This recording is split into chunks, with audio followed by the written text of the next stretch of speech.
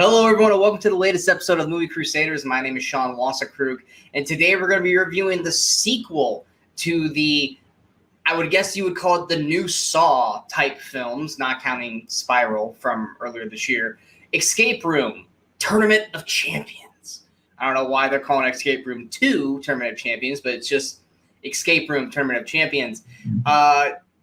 So for me, Escape Room, which came out in 2019, it was one of those kind of weird horror films in terms of I had no expectations going into it. I was sure it was probably going to suck. And the whole reason why I went and saw it in the first place was because I was fans of Tyler Labine and Deborah Ann Woll. Deborah Ann Woll, people will know from True Blood, the Netflix series for Daredevil and The Punisher. And then, of course, Tyler Labine, people will know from New Amsterdam is the show now. He was also fantastic on Deadbeat from Hulu and Reaper, which was an old show from a few years back that got canceled. That was the reason why I went and saw it in the first place. The film itself, I thought, was pretty solid for what it was about these. It was kind of like a new version of Saw with escape rooms, which became a huge craze since the Saw franchise ended, and turning them deadly. And I liked the idea behind it and the thought process behind it up until the final 5 to 10 minutes of the movie, where it basically turned into this whole conspiracy corporation, kind of like the bad guy from Inspector Gadget who's behind the chair controlling everything. I liked the idea all the way up until that ending when they decided to make it way bigger than what it really should have been. So when knowing that we were going to inevitably get a sequel to it, I wasn't really looking all that positive at this second one, because the trailers definitely did not sell it. When you literally have Logan Miller, who's returning to the franchise as Ben Miller, going, "What is this, a Tournament of Champions?" Oh, God, that just... cringy at best. Luckily for everyone who's watching this, if you have not seen the movie yet, they do say Tournament of Champions in this, but they don't show that scene. Someone else says it. It's less over the top. It's more just like a saying at that point. It was definitely the right decision to remove that, because that was cringy as F. Obviously, where we left off the last film, we left it with Zoe and Ben, played by Taylor Russell and Logan Miller, getting ready to go on a plane because they found coordinates to where Minos was located to try and shut it down. But we know that Minos is preparing an escape room on a plane to basically try and trap them. So when we get into the start of this film, we still haven't gotten on that plane yet. In fact, according to Zoe, who's talking to a therapist at the beginning of the film, she has tried to get on the plane 3 separate times. But because of her previous experiences with airplanes, she's gotten scared and hasn't gotten off. Clearly, for anyone who has seen horror films and knows how these things play out, you kind of have an idea of what's going to happen or what is happening during that therapist session, because it's a little too on the nose. But thus, Zoe and Ben decide, let's just drive to New York. They get to the Minos location, and then they get derailed by someone, a thief who steals her mother's compass, who we all know was an important thing in the first film. And they get put on a train. Thus, the story begins with 4 other individuals who all have survived this similar fate that Zoe and Ben had survived from the first film. Thus, the Tournament of Champions is born. In terms of the cast or the new cast, the only one really of any substance or any real good character development is Holland Roden, which I'm excited for, because I love Holland Roden. For anyone who watched MTV's Teen Wolf, her and Dylan O'Brien, to me, were my 2 favorite characters. So seeing her in a big action, or not action, but a theatrical film definitely had me excited, and she did not disappoint. I think in terms of the cast, outside of Taylor Russell and Logan Miller, who we've already established as characters for a whole other film, she was the one that definitely had the most to deliver, the most story development of the new cast, and just the one that you actually wanted to survive through the film, like Zoe in the first one. Logan Logan Miller's Ben, he survives, but you didn't give a crap about him in the first film. Obviously, his character's better now because now he's the hero, so you have to like him, where he was just a douche in the first film. But Holland Roden is solid. Thomas Coquerel, I know I'm probably said that wrong. He plays Nathan, who is a priest from his previous experience. It was his faith that got him through the game. And that character is ridiculously stupid. And to the point where even the characters are calling him ridiculously stupid. The stuff that he pulls during this movie is just the most boneheaded writing that you could do for a situation that they are in. Granted, I get it. It's part of the story as you go forward. But I don't think anyone in the situation that they're in would have done the things that this character did. And the rest of the characters around him point that out, which makes it even worse. India Moore, who plays Brianna, she's just kind of there. They do not give her any real character development except for just being another person, a part of the game. Same thing goes for Carlito Olivero, who plays Theo. And that, to me, is one thing that really kind of hurts this film compared to its predecessor. By the time we get through these escape rooms and challenges that the first film's cast had to go through, all the characters had establishments. They all had backstories and character development. So that way, when we did lose them, we cared. We cared when Deborah Ann Wool's Amanda died. We cared when Tyler Labine's character died, which I think he had the cheapest death out of the whole thing, which really still kind of irks me because I watched the first escape room yesterday before this.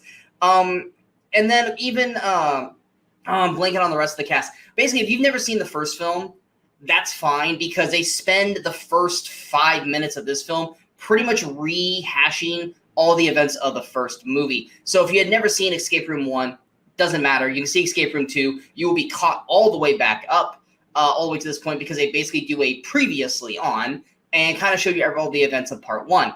But the characters in Part 1, you cared more about. They were more fleshed out characters. Whereas in this film, these are champions. These are all characters that survived this. You would think we would get more character development for these characters or give a crap about these characters, but you really don't. You really care about just as Ben and Zoe because we've had a full film with them already. And to me, Rachel, because she's the one that actually looks like she's actually trying to act all the way through. Nathan's character is too stupid to really give a crap about because you know inevitably he's going to bite it, which even then his death based off of the events of the film doesn't make a whole lot of sense because of what happens in the final act.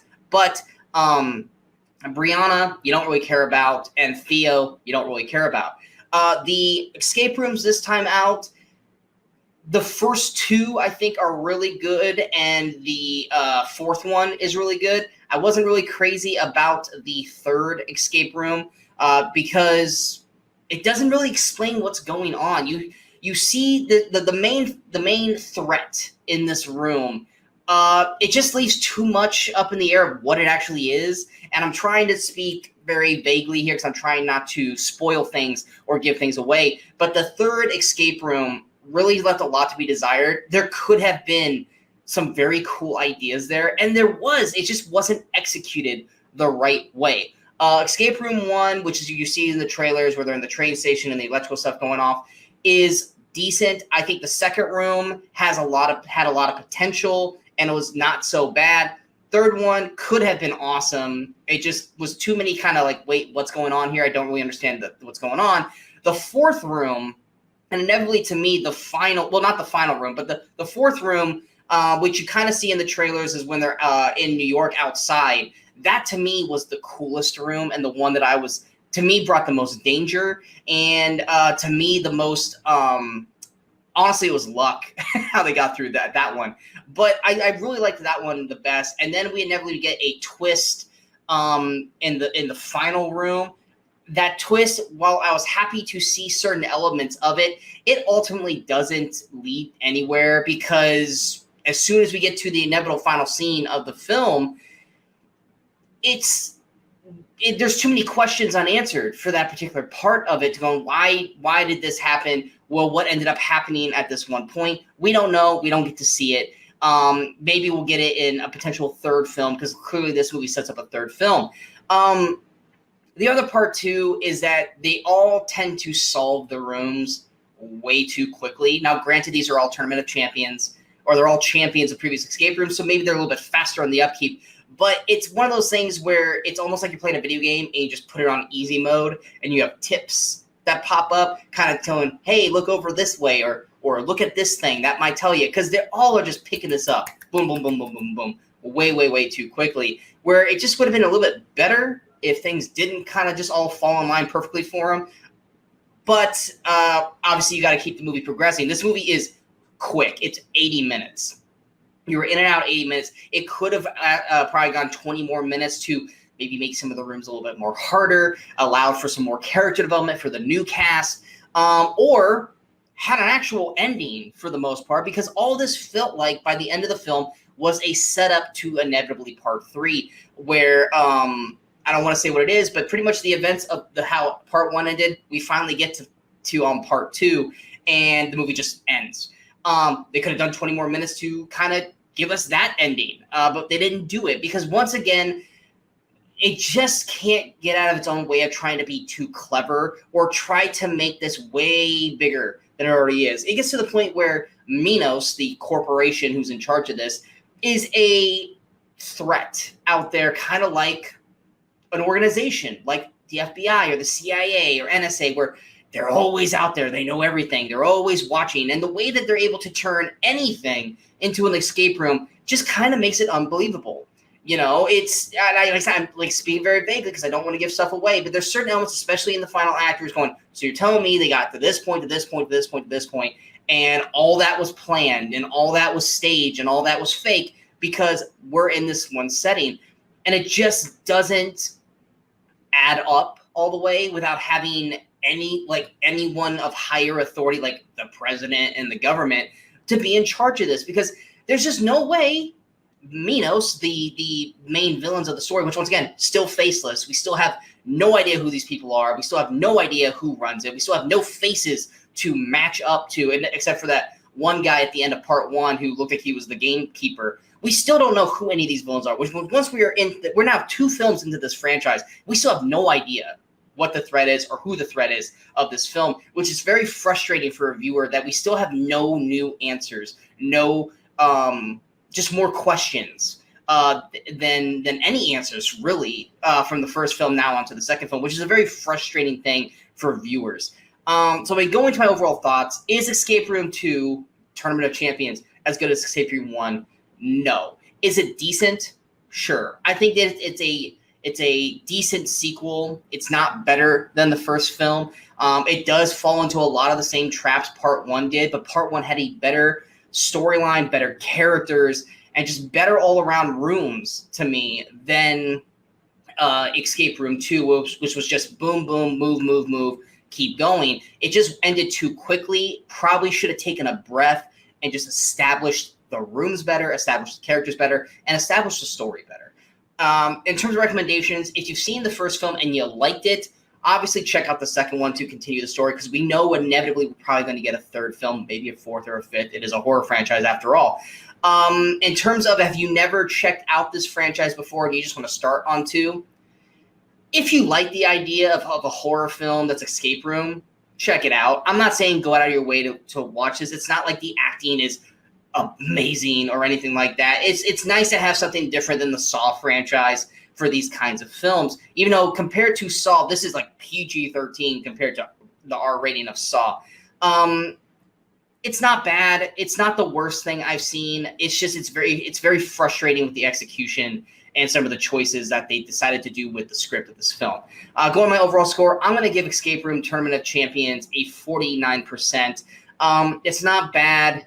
It's not good. It's just kind of in that middle place. It's fine for what it is. It could be so much more, and it could be better. I hope you guys enjoyed this review. If you guys did, go ahead and hit that like button, share, and subscribe to the channel so you guys stay up to date with all the latest videos pop up on the Movie Crusaders. And of course, don't forget to follow us on all the social media outlets you see below. Coming up next, we've got reviews for G.I. Joe Snake Eyes and maybe M. Night Shyamalan's old I have not decided if I'm going to see that. I just can't trust M. Night Shyamalan anymore on whether or not a movie's good or not. He's really good at making his trailers look good, but the movies usually suck. So I don't know if I'm going to check out Old. I guess I will wait for how the reviews start rolling out. Not that I read them, but I can see scores. We may or may not have a review of that, but we definitely will be back here next Friday for the Weekend Crusaders, where Brian Michaels and I will talk about 5 movies that come out during movie history that weekend. Of course, our current episode is up right now. There's the picture for it.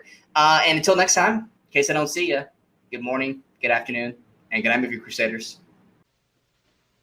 You're still here?